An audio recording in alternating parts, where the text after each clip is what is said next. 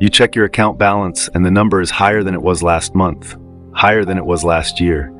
You've been working, you've been saving, you've been doing the things you're supposed to do. And there's a moment where you feel something.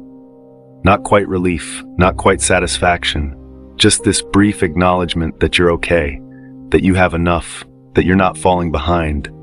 But it doesn't last. It never lasts. By the next day, you're already thinking about what's next, the next expense, the next goal, the next amount that would feel like security. And the number that felt good yesterday already feels normal. It's expected, isn't it? It's not special anymore. I think a lot of people live in this cycle without really seeing it. They think if they could just get to a certain number, everything would settle, the anxiety would stop, the pressure would lift, they could finally breathe. And they work toward that number. They sacrifice for it. They organize their entire lives around reaching it. And then they get there, and nothing changes. The relief they expected doesn't come. The peace they imagined doesn't arrive. They just recalibrate. The target moves, and they start chasing again. There was a philosopher who spent a lot of time thinking about this, Arthur Schopenhauer. He wasn't optimistic. He didn't write about abundance or gratitude or manifesting wealth. He just watched people, watched how they related to money and security and achievement. And he noticed something uncomfortable. He noticed that no amount of money ever feels like enough. Not because people are greedy, not because they're broken, but because the problem isn't the amount, the problem is the structure of wanting itself. Schopenhauer believed that human beings are driven by what he called the will, not willpower, not ambition, just will. This blind, relentless force inside you that wants things, that pushes you toward goals and acquisitions and achievements. And the thing about the will is, it doesn't have an off switch. It doesn't stop wanting just because you got what you wanted. It just finds something new to want. And money is one of the clearest examples of this. Because money is supposed to solve problems. It's supposed to create security. But what it actually does is create new anxieties, new thresholds, new versions of not enough. You see this in yourself if you're honest. When you had less money, you thought about basic things, rent, food, getting by, and you told yourself if you could just get a little more, you'd feel secure, you'd feel okay, but you got more. And now you didn't feel secure. You just started thinking about different things, saving, investing, protecting what you have, building a cushion, and the anxiety didn't go away, it just changed shape. And here's where it gets uncomfortable. Because the more you have to lose. The more you protect, the more you worry about. And the peace you thought money would bring starts to feel further away the closer you get to it. Schopenhauer would say this is inevitable, that you're not doing anything wrong, that this is just how it works. Money doesn't bring peace because peace isn't something you acquire. It's not a destination you reach by accumulating enough. It's the absence of wanting. And as long as you're alive, as long as the will is active, you're going to keep wanting. I think about the people I know who have money, real money, and they're not at peace. They're worried about different things than people with less money. But they're still worried, still anxious, still oriented toward what could go wrong, or what they need to protect, or what they should do next. And I think about people who don't have much, who are struggling, and they think money would solve everything. And it would solve some things, it would make life easier, less stressful in certain ways, but it wouldn't make them feel complete. It wouldn't make them stop wanting. It would just change what they want. And that's the trap. The assumption that the feeling you're chasing is on the other side of a certain number. That if you could just get there, you'd finally feel okay. But you get there and you don't feel okay. You feel the same, just with different problems. Schopenhauer would say that's because the problem was never external. It was never about the amount. It was always about the wanting itself, about the fact that you're a creature oriented toward lack, toward what's missing, toward what could be better. And no amount of money changes that orientation. You can see this in how you think about purchases. You want something, you think about it, you imagine how it will feel to have it, and there's this anticipation, this build-up, and then you buy it. And for a moment, maybe a day, maybe a week, it feels good. You got the thing, you satisfied the want. But then what? The thing becomes normal, expected, part of the background, and you're already thinking about the next thing, the next want, the next gap between what you have and what you imagine would make you feel complete. And it's not that you're ungrateful. It's not that you can't appreciate what you have. It's just that appreciation is temporary, fleeting, and the wanting is constant, always there, always finding something new to attach to.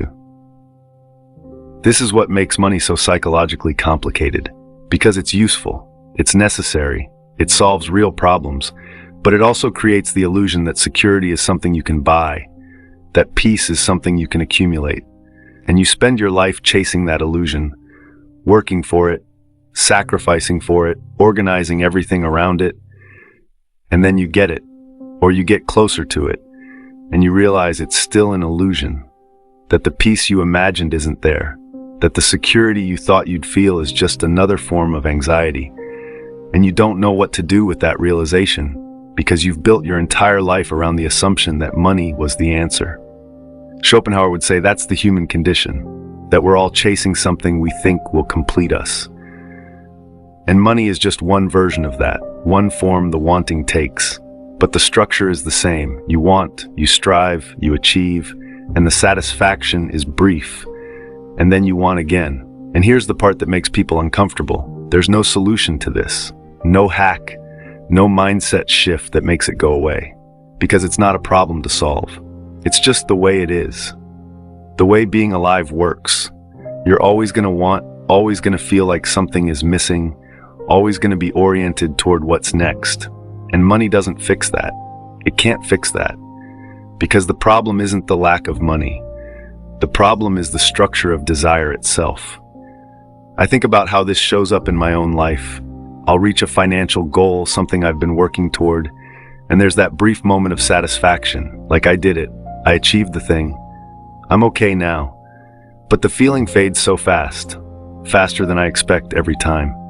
And what's left isn't peace, it's just the awareness of the next goal, the next threshold, the next amount that would feel like security. And I realize I'm on a treadmill, and the treadmill doesn't stop. And Schopenhauer would say that's not a failure, that's just reality. That the treadmill is what life is. The constant movement toward goals that recede as you approach them. The endless cycle of wanting and achieving and wanting again. And you can either exhaust yourself fighting it, or you can just see it. Just recognize that this is the deal. And maybe seeing it clearly doesn't make it better, but it makes it less confusing, less personal. You stop thinking there's something wrong with you for not feeling satisfied. You stop blaming yourself for always wanting more. You just see that this is how it works. For everyone, always. There's this moment that happens sometimes. You're not thinking about money. You're not thinking about goals or security or what's next.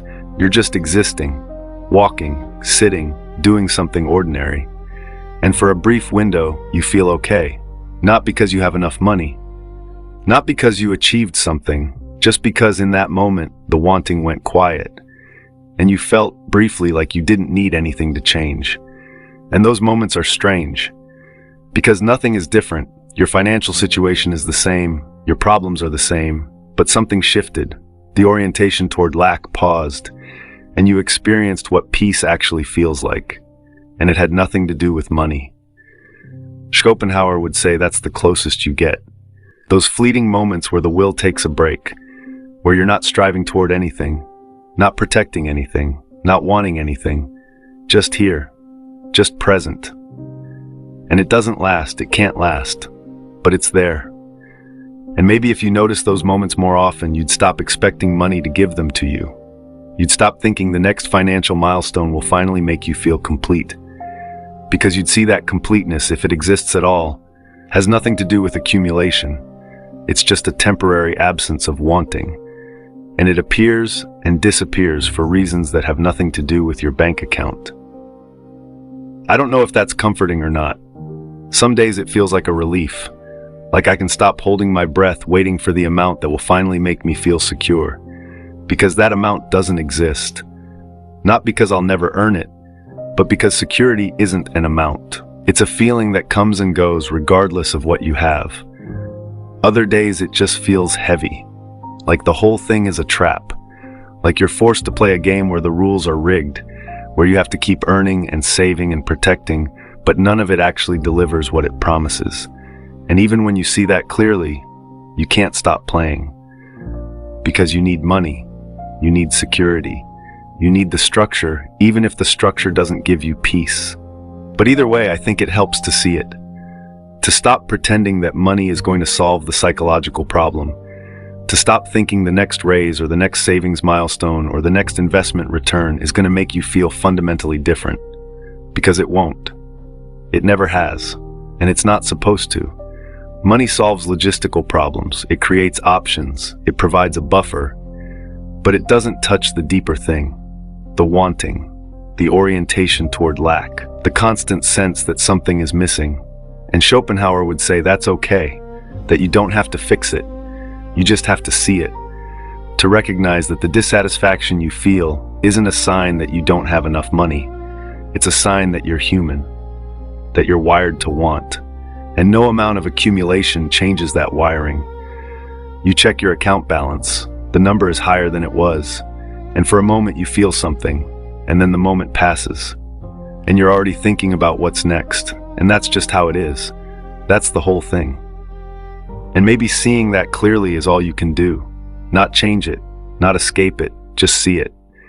And maybe that's enough, or maybe it isn't. But either way, the treadmill keeps moving, and you keep running. Not because you love it, not because it brings peace, just because that's what you do. That's what everyone does. And somewhere in that recognition, in that honesty, there's something that feels almost like peace. Not the peace you were chasing, but a different kind. The peace of not pretending anymore. Of not expecting money to be something it's not. Of just seeing the game clearly and playing it anyway because you have to. And Schopenhauer would probably say that's as close as you get. That clarity, that honesty, that quiet recognition that the peace you're chasing through money isn't coming, and maybe never was. And that's not a tragedy. It's just the truth. And the truth, uncomfortable as it is better than the illusion. So you keep going, you keep earning, you keep saving, not because it will make you feel complete, but because it's what you do. And maybe that's enough, or maybe it isn't, but either way you keep going. We all do.